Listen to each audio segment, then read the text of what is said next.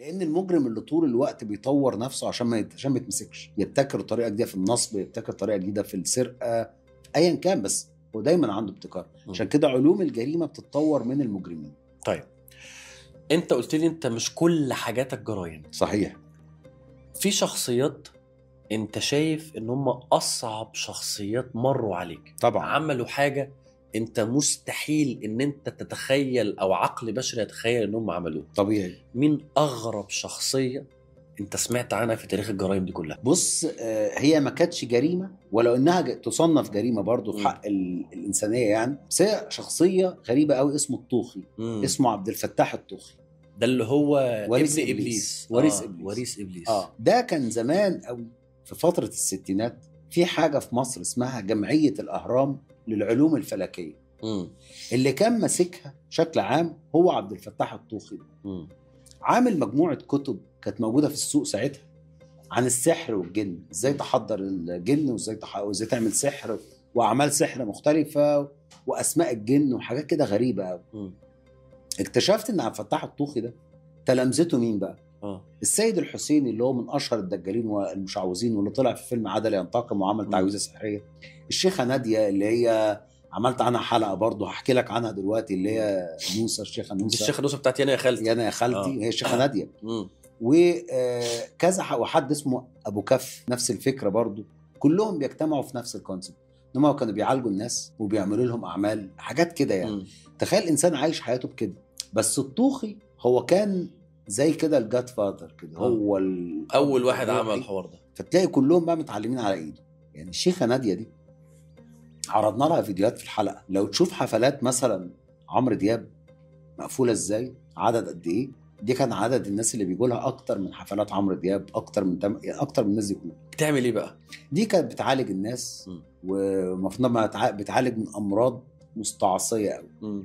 كان من ضمن المصادر اللي صدمتنا واحنا بندور في حاله الشيخه ناديه دي، دكتور بيشهد للشيخه ناديه انه اخوه كان عنده مرض كانسر وضخم، يعني اللي هو منتشر في جسمه، وان الشيخه ناديه عالجته.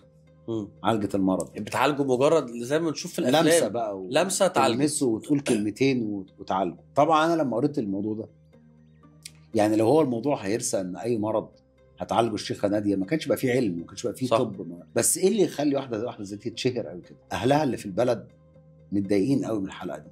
اهلها عايشين؟ عايشين، اللي هم بقى الاحفاد والاولاد عايشين وزعلوا جدا. جابوا لنا اراء الناس اللي كانوا بيجوا لهم.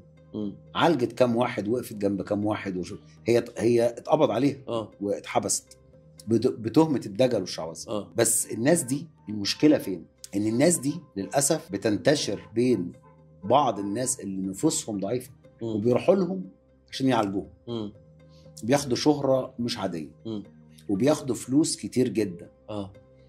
ففي مره اتعملت لقاء حلقه كامله يعني مع معالج روحاني. فالمفروض المعالج ده انك بتقف قدامه بيقول الاذان بطريقه معينه، من خلال الاذان ده بيعرف الشخص اللي قدامه ده ملبوس عليه سحر، حاجات شبه كده. يعني الشخص هو اللي بيقول الاذان مش المعالج؟ لا، المعالج بيقول الاذان قدام الشخص ده. فبيعرف من خلال رد فعل الشخص ده الانسان ده عنده عمل ولا عنده كذا. انا كنت صريح جدا قبل التسجيل معاه.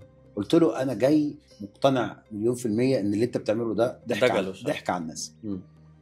قال لي طب اقول عليك الاذان؟ قلت له مش عايز اذان عليا ولا اي حاجه خالص. انا كل اللي عايز اعرفه منك بس دارس ايه، مقوماتك العلميه ايه عشان تعالج ناس، وايه يعني قوتك في كده يعني. ومعلش ما اقصدش والله حاجه يعني، بس انا لما جيت اروح له لقيته قاعد ساكن في منطقه متواضعه جدا، ويعني الدنيا عنده متنيله خالص. كنت نفعت نفسك انت، ما كنت اعمل لنفسك انت عملين 3 وابقى باشا يعني. طالما الموضوع سهل قوي كده، انا هاجي لك ما معيش فلوس فهتعمل لي عمل هبقى معايا فلوس، فما كنت عملتها لنفسي.